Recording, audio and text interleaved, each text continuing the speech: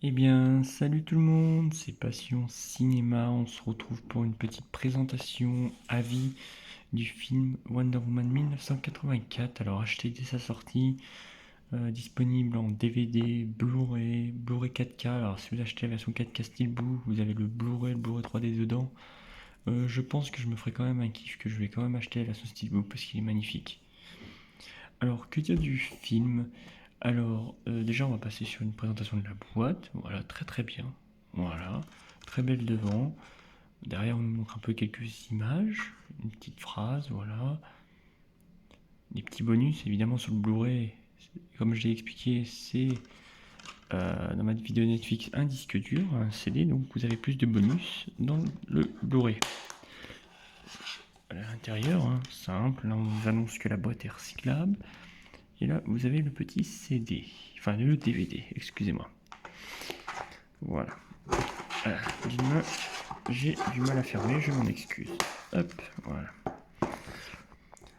Alors, que dire de ce film? Alors, si on le compare au 1, au premier, bien évidemment qu'il est différent. Le 1, je pense, restera dans les mémoires comme étant le meilleur Wonder Woman. Celui-ci n'est plutôt pas mal parce que il va plus être. En fait, le 1 était plus centré sur Wonder Woman. Wonder Woman. Et là, ça va être centré plus sur Diane en fait. Vraiment Diane. Son côté un peu civil, on va dire. Où elle nous explique des choses, on va découvrir des choses avec elle. On a également l'introduction de l'ancien personnage dedans, je sais plus comment le nom de cet acteur. Voilà. C'est un peu le contraire du 1, c'est lui qui découvre notre époque, du coup, elle lui présente des choses et tout. Donc plutôt intéressant. Je trouvais que dans ce film-là, on nous a bien intégré les personnages. On nous les a bien intégrés, que ça soit euh, Diane en tant que civile, de sa vie civile, voilà un peu son environnement de travail. Même si j'aurais voulu que ça pousse un peu plus dessus, les divers personnages également qu'on nous explique. Il y a quand même des phases de Wonder Woman, ne vous inquiétez pas, il y en a. Hein. Je vous spoil pas, mais on connaît même l'histoire de cette armure là. Voilà, parce que je ne vous spoil pas, on la voit là, on l'a vu dans les trailers aussi. Donc il y a même une histoire autour de cette armure, donc je trouve que le film est plutôt intéressant là-dessus. Bien sûr qu'il y a des scènes, je peux comprendre que des gens, certains ont dit, ouais, il y a des scènes un peu plates. Je suis d'accord. Voilà. Je dis ça en toute connaissance de cause pour avoir vu le film, version française. Je n'ai pas vu le film sous-titré, étant pas à fond dedans, ou en image dégueulasse sur un site de streaming, ou en ayant écouté des critiques des autres. Non, je me fais ma propre avis personnel en ayant vu le film. Oui, il y a des scènes un peu plates que si elles n'avaient pas été dedans, ça aurait pas été dérangeant, clairement. Comme je le dis, on va plus souvent revenir sur le 1 que sur celui-ci. Le premier, on y revient. J'y suis revenu quand il est sorti sur Netflix d'ailleurs. Celui-ci est plutôt intéressant, mais voilà, je vais pas, c'est sûr que dans l'année, je vais pas le remettre. Peut-être l'année prochaine et encore, je sais pas. Mais il est assez important. 1984, pourquoi? Parce que ça se déroule en 1984, dans les années un peu 80. Alors, on a beaucoup critiqué du dire ouais, c'est pas vraiment 80, les années 80. C'est introduit dedans, c'est le thème. Qu'est-ce qu'on en sent? Balance, c'est le thème qui est là. Voilà, alors faut arrêter de critiquer. Hein. Il y en a pas mal de gens qui ont critiqué, d'ailleurs je suis sûr que ceux qui ont beaucoup critiqué, c'est les fans de Marvel. Hein.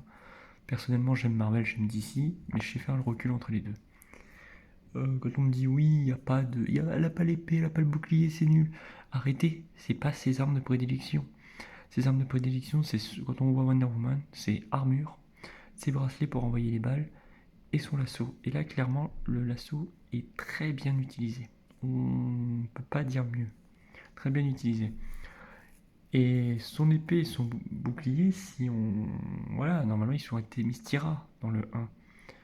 Donc on peut s'imaginer qu'après le 1, elle ramène les armes là-bas. Et du coup, vu qu'elle vit dans notre époque, elle ne les a plus. Il faut penser à ça aussi, avec le recul. Donc, vraiment un film, je vais pas dire chef-d'œuvre, je vais pas dire excellent, mais qui se regarde. Voilà, qui se regarde, qui est plutôt pas mal. Bien sûr, cela ne vaut pas le 1. Cela ne vaut pas le 1. Excusez-moi pour la coupe, j'ai eu un petit contretemps. Mais sinon, très très belle jaquette, hein. Après, un film qui peut se trouver à divers tarifs. Moi-même, je l'ai acheté à Cora, annoncé 19,99. Si vous avez la carte de fidélité, la carte Malin, ça vous le passe à 17. Voilà, il y a des endroits, je crois Leclerc, même Cultura, je crois, où il doit être à 15 euros. Il y a des différences avec le Prestige Book aussi. Fnac, vous allez payer 20 euros, mais vous avez 5 euros de mise sur votre carte de fidélité. Enfin, il y a plusieurs offres. À vous de les voir où vous souhaitez l'acheter. Donc, plutôt intéressant. Que dire de plus? Delgado, je sais jamais trop comment on dit. Au top, hein, elle fait son taf, clairement, voilà. Elle joue, elle sait faire ses émotions, il n'y a pas de souci. Très mignonne actrice, très jolie, maquillée, pas maquillée, on s'en fout, elle est très belle quand même. On sait qu'il y a un 3.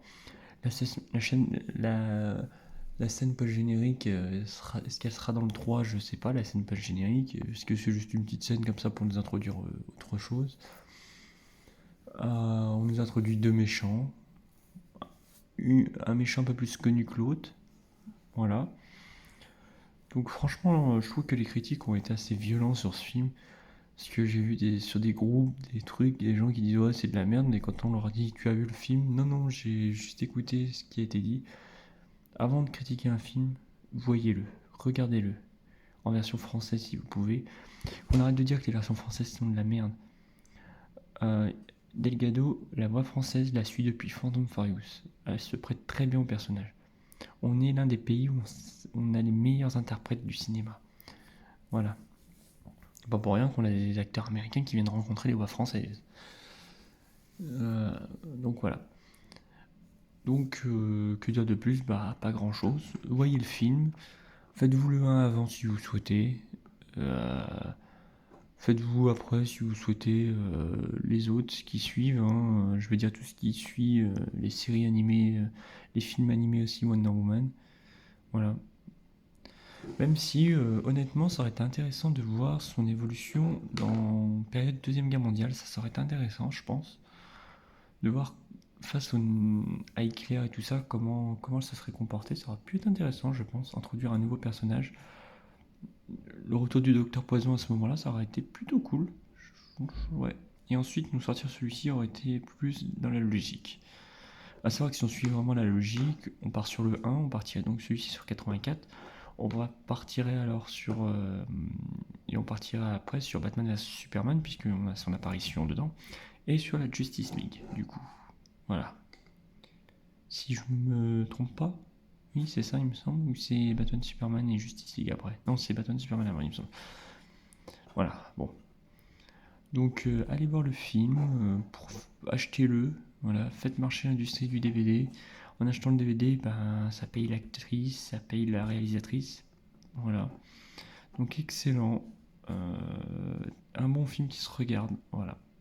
Donc, moi, je vous dis à la prochaine. C'était Passion Cinéma.